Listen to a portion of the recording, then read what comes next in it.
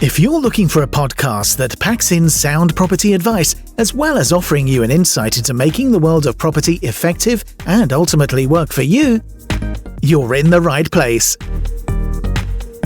Hosted by Arsh Ellahi, the original property rebel. He's written an Amazon bestseller, created the Property Investor app, the UK's first, and is an experienced property mentor. More importantly, he talks the talk and walks the walk.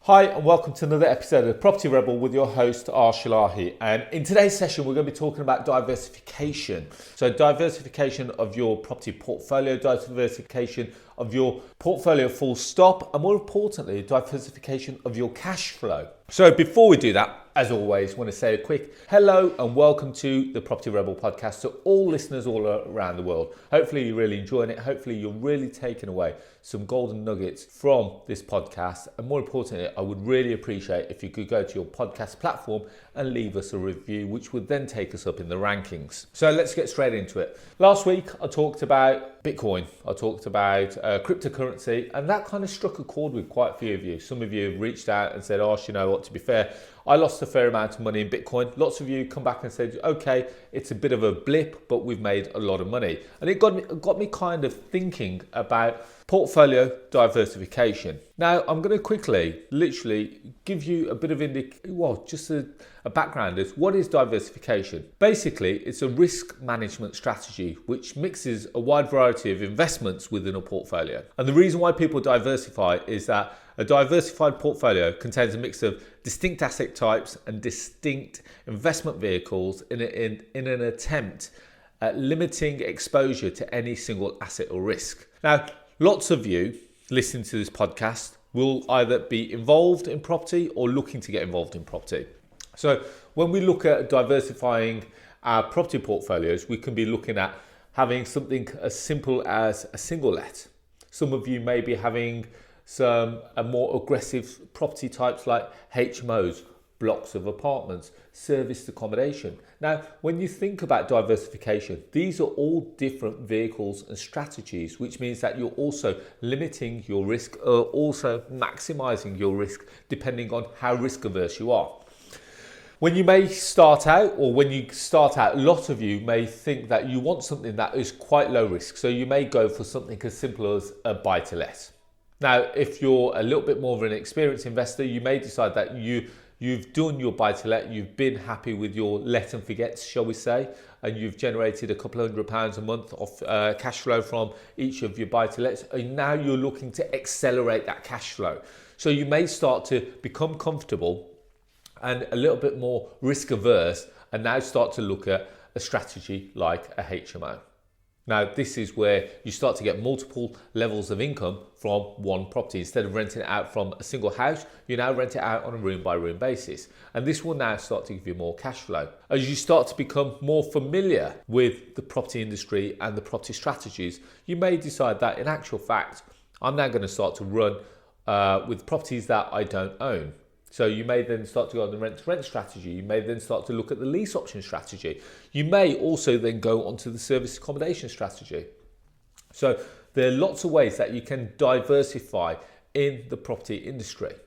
Now, when we talk about diversification, you don't have to literally just mix your investments just in property. You can look to diversify in other segments. So some of you may already be investing in shares, stocks and shares. Some of you may have already invested in cryptocurrency. So some of you may have had other alternative investments such as wine.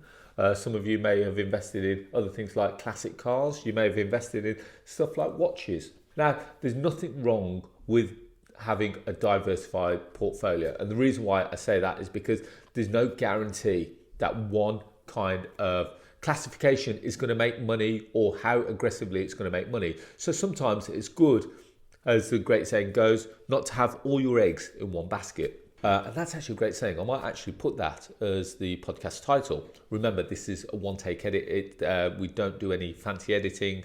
As you hear it is how I'm saying it. So what do I do? I've got a portfolio of rent-to-rents. Now, the reason why I've got rent-to-rent portfolio, I think I've got about 43 rent-to-rent properties, and each of these properties are generating cash flow. Now, why have I done this? It's because these are properties that I don't own. These are simply properties that I'm controlling and I'm making cash flow from on a monthly basis. I use this money now on a monthly or annual basis to go off and purchase more property, which is part of my long-term strategy. So I've got short-term goals, I've got medium-term goals, and I've got long-term goals. So my short-term goals is cash flow. I generate cash flow from the rent-to-rent properties. I then use this cash flow to acquire properties for my long-term goal, which is properties that I'm purchasing for, and then these are properties that I'm going to potentially look to leave to my family, to my wife and my kids, should anything ever happen to me. And so that's how I work on that basis. Now, in the meanwhile, I've also got funds in other diversified sectors. So I've got money in stocks and shares. As I said last week, I don't do cryptocurrency. I don't do cryptocurrency just purely because I don't like the volatility in the market, which means that it can go up and down in the space of seconds. We talked last week about Elon Musk releasing a tweet, and instantly that had a massive knock-on effect and wiped out billions of pounds on the financial markets within the space of seconds. I don't like the thought of that happening. I don't like the thought that people are far too in control of the news, and as a result of the positive or negative news, that has an impact on a positive or negative manner on the financial markets. So from my point of view, I've got short-term goals, I've got long-term goals. I've also diversified my investment types so that I've got money held in long-term stocks and shares. So I'm not an in and out kind of person. I like to have money in, and I generally go for blue chip or large PLC. So I've got funds held with Lloyds. I've also got a small amount of money. When I say small amount of money, best part of 10 grand in other stocks and shares, which are slightly volatile, where you can use it to go up and down. But I've put it at a point where I know that can either make money or lose, and I'm prepared to lose that. So I only put money into that account that I know that I'm prepared to lose, and it won't bother me. So I'm just giving you a rundown as to how diversified my portfolio is. Now, the one thing that I have got a fair amount of money in, I don't mind sharing this with you, is in watches. Now, people are going to say, well, Arsh, why did you buy watches? Because I'm not talking about swatches. I'm talking about specialist watches, which a limited edition, and providing that you buy the right watch, can go up significantly. And when we're talking about significantly, we're talking about like hundreds of percents. So giving you an example, I purchased a watch. I've never worn the watch, shall I say. I purchased the watch almost like 2 years ago. I purchased it for £28,000. That watch today is worth within the region of £100,000. Now, some of you may say, well, it's okay, it's all great, you're saying that, but how easy is it to sell that property, to sell that watch? I could liquidize that watch. I could sell that watch very easily today for circa 70 to 80,000. So if I was to try and do it as a fire sale, I could sell that watch very easily for 80,000. If I wanted to hold out and get the best price for it, I could sell it for circa 90 to 100,000. But bear in mind that I only spent 28,000 on the watch a few years ago. Now, pros and cons. When we look at diversification, we also look at leverage as well. With property, you can leverage other people's money. When we talk about other people's money, we're talking about banks. Now, when you're looking to leverage in other classifications such as shares, stocks and shares, and also cryptocurrency, and also watches, you may not have the same ability. So when you're looking to buy stocks and shares, you can't go to a bank and say, I want to buy stocks and shares, because they perceive it as a risky strategy. So property is good for one level of diversification, and again, it's stable and secure because you're actually buying an asset. You've got something that you can touch and feel. And the reason why I've also gone for watches as a separate classification, as a diversification strategy, is because that's another asset that you own, something that you can literally pick up and take to somewhere and sell. With shares, stocks, shares, cryptocurrency, these are all what I consider paper assets. You don't own anything. You own a bit of cyberspace. And as a result of cyberspace, it can go up and down very quickly. And as a result, you can make money very quickly, but you've got to be on the pulse with it. And you can also lose money very quickly, as we saw a couple of weeks ago when Elon Musk decided to send out some news to the market, shall we say. So I'm going to give you a little tip. I'm going to give you a little golden nugget. Now, if you want to buy a watch, there are lots of ways that you can buy a watch, and believe it or not, I'll give you an example. Now, there are other watch shops out there. I'm going to just use Watches Switzerland because they're quite well known. There are Goldsmiths, there are Beards, there's loads of other watch companies. And if you wanted to buy a watch, you could actually buy a watch with no money down. You can actually buy a watch with 0% finance.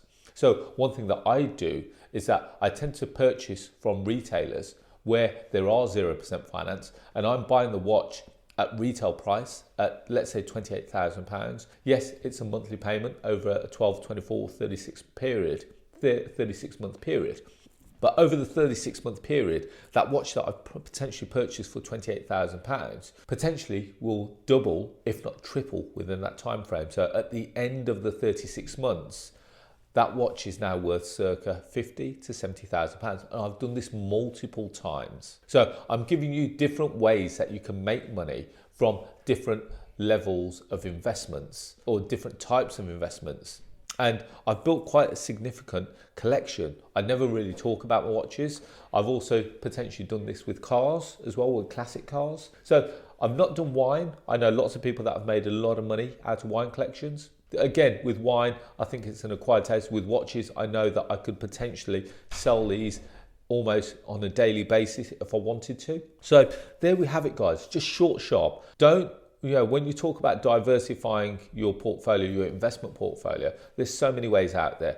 Property is very safe. And, it can be a little bit boring, I don't mind saying, because the hardest part is buying it, but then, or should I say the easiest part is buying it. The hardest part is then just managing it, because you've got to deal with tenants, you've got to deal with maintenance, you've got to deal with letting agents. Whereas with cryptocurrency and with stocks and shares, there isn't that level of maintenance, and it can be quite passive. But again, you've got to have your finger on the pulse. With property, you don't need to worry about it shooting up and down within the instance of a second. Whereas with stocks and shares, again, with some news coming out into the market, etc., that does have a negative effect or a positive effect on the markets.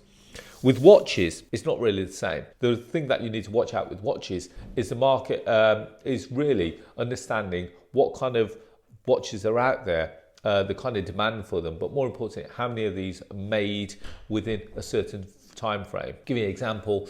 For those that wanted to get involved in these, like there's a Rolex Daytona watch. You can't get these watches now, or if you do, you have to sit on a very long waiting list of circa 5, 10, 15, 20 years. Lots of retailers aren't even taking people onto their waiting list because they've got so many people there. So you have to try and find the right watch. You have to then try and buy it at the right price, and more importantly, there are lots of funders out there, so lots of finance houses that will offer you 0% over a 12, 24, 36 month period. I'm giving away all my secrets here, by the way. So feel free to go and research them. If you've got a watch and you're looking at a watch and you want to bounce it off me, and you want to say, Arsh, is this a good watch to invest in? I wouldn't go for like the likes of Breitling or Tag Heuer. I'd probably look to start going for more of the specialist brands, because these are the ones that are worth some money.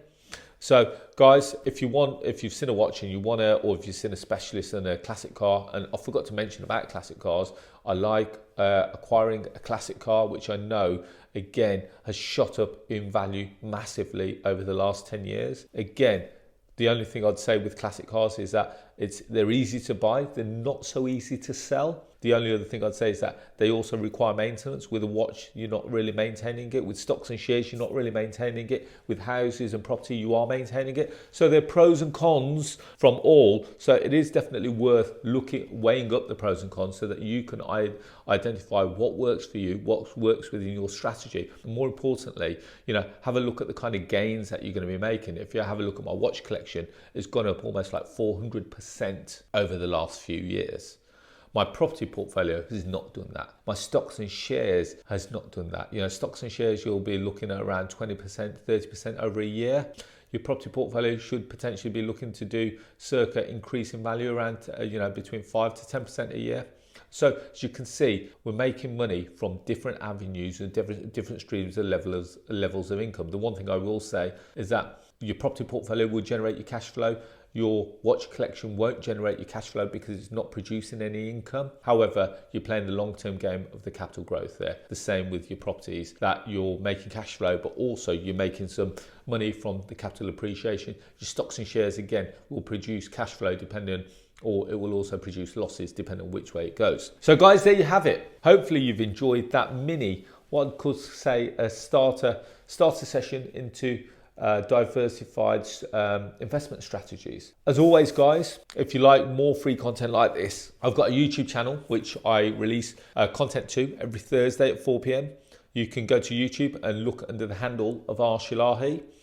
If you want to connect with me on social media, you can find me on Facebook, LinkedIn, Instagram and Twitter under the handles of Arsh Ellahi. And finally, have you downloaded the Property Investor app, the UK's first property investment platform, which showcases all kinds of deals all over the country. Whether you're looking for rent-to-rent deals, service accommodation deals, below market value deals, commercial deals, we've got them all there. All you've got to do is go to the propertyinvestораpp.co.uk and that's the website, or if you've got a smartphone, you can go to the App Store, type in Property Investor and download it. It takes 2 minutes to register and you'll see all the deals in the palm of your hand. So guys, all I'd say is feel free to broaden your horizons when you're looking at investing. Don't just stick it all in one, because if it all goes down, as we saw with the financial markets, you can lose a lot of money. Whereas if you've got other avenues making you money on a monthly or on a yearly basis, you can sustain some of the losses that you've made in other areas, and you can decide what works for you and what doesn't. So as always guys, I wish you all to be safe, well and happy, and I look forward to speaking to you all very soon. Thank you and bye-bye. The large majority of people make a positive change if they take immediate action. So act now. Download the Property Investor app and join Arsh on his social media channels to excel your property journey.